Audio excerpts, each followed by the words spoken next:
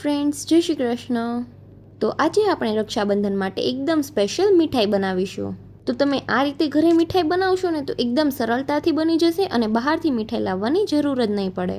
તો આ મીઠાઈ બનાવવા માટે પહેલાં આપણે પનીર બનાવવું જોઈશે. તો પહેલાં મમ્મીએ 2.5 લીટર દૂધને ગરમ કરી લીધું હતું. તો 2 ચમચી વિનેગરમાં થોડું પાણી નાખવું અને પછી દૂધમાં ઉમેરીને દૂધને ફાડી લેવું. તો આપણું દૂધ ફાડેલું તૈયાર જ છે. અને પનીર આ રીતે નીચે સેટલ થઈ જાય અને પાણી આ રીતે ઉપર રહીને તઈ જ તે પાણીને આપણે નિતારી લેવાનું છે.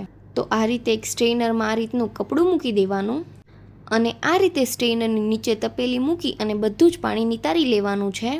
તો બધું જ પાણી આપણે આ રીતે દબાવી અને નિતારી લેવાનું છે.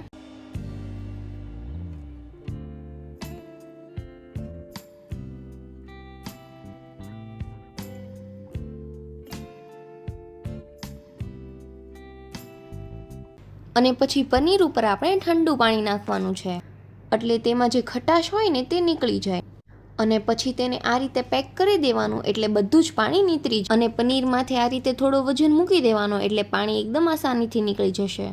અને 10 થી 15 મિનિટ જેવું રહેવા દેશો ને એટલે બધું જ પાણી નીતરી જશે.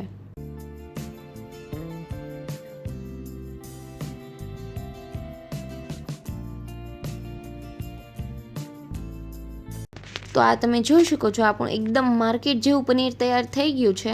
તો તેને આપણે એક ડીશમાં લઈ લેવાનું છે અને તેને આપણી જે હાથની હથેળી હોય ને તેનાથી મસળી લેવાનું છે. અને મસળશું ને એટલે પનીર આપણું એકદમ સરસ ચીકણું થઈ જશે. તો અહીંયા આપણે બકડિયામાં 1 લીટર દૂધ લીધું છે. તો તેને આપણે ઉકળવા દેવાનું છે અને આ રીતે સતત ચલાવતું રહેવાનું છે. અને અહીંયા આપણે પનીર એકદમ સરસ મસળાઈ ગયું છે. તો આ આપણું પનીર તૈયાર છે. તો અહીંયા દૂધ આપણું એકદમ રબડી જેવું ઘાટું થઈ ગયું છે અને હજી તે એકદમ ઘાટું થઈ જાય ને ત્યાં સુધી તેને થવા દેવાનું છે. અને એકવાર આપણું દૂધ આટલું ઘાટું થઈ જાય ને પછી જ તેમાં આપણે ખાંડ ઉમેરવાની છે. અને દૂધ પતલું હોય ને ત્યારથી ખાંડ નહીં ઉમેરી દેવાની. તો અહીંયા ટોટલ પનીર આપણે 250 થી 300 ગ્રામ જેટલું હશે.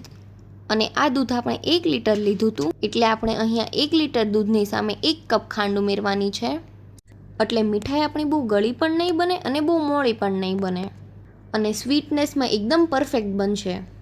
તો દૂધ આપણે આ કન્સિસ્ટન્સીમાં આવી જાય ને એટલે આપણે 1 કપ ખાંડ નાખવાની છે અને તેને આપણે ખાંડ ઓગળે ને ત્યાં સુધી થવા દેવાનું છે.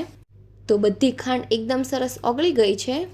તો જે પનીર આપણે મસળીને રાખ્યું છે ને તેને હાથથી આ રીતે છૂટું છૂટું કરીને નાખવાનું છે એટલે એકદમ સારી રીતે મિક્સ થઈ જાય. તો બંનેને આપણે એકદમ સારી રીતે મિક્સ કરી લેવાનું છે.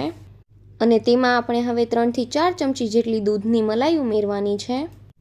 અને તમે મલાઈ ન ઉમેરો તો 2 થી 3 ચમચી જેટલું દેશી ઘી ઉમેરવું. અને મલાઈ હોય તો મલાઈ ઉમેરવી એમ કે મલાઈમાંથી ઘી થઈ જ જશે. તો તે એકદમ થીક કન્સિસ્ટન્સીમાં આવી જાય ને પેંડા વળે એ રીતે ત્યાં સુધી તેને થવા દેવાનું. તો 10 મિનિટ જેવું આપણે થવા દીધું ને તો એકદમ થીક અને ડોની કન્સિસ્ટન્સીમાં આવી ગયું છે. અને હવે તેને આપણે ગેસથી નીચે ઉતારી લેવાનું છે અને થોડી વાર તેને આપણે ઠંડુ થવા દેવાનું એટલે આપણે ઇઝીલી મીઠાઈ બનાવી શકીએ. અને ટેસ્ટ માટે એલાયચી પાવડર ઉમેરી દેવાનો. અને એલાયચી પાવડર અમે ખાંડમાં વાટીને રાખીએ છીએ એટલે એ પ્રમાણે ઉમેર્યો છે. તમે તમારા ટેસ્ટ અકોર્ડિંગ ઉમેરી શકો છો. અને મિશ્રણ અડી શકાય એવું થાય ને ત્યાં સુધી તેને ઠંડુ થવા દેવાનું. તો મિશ્રણ આપણે અડી શકાય એવું ઠંડુ થઈ ગયું છે.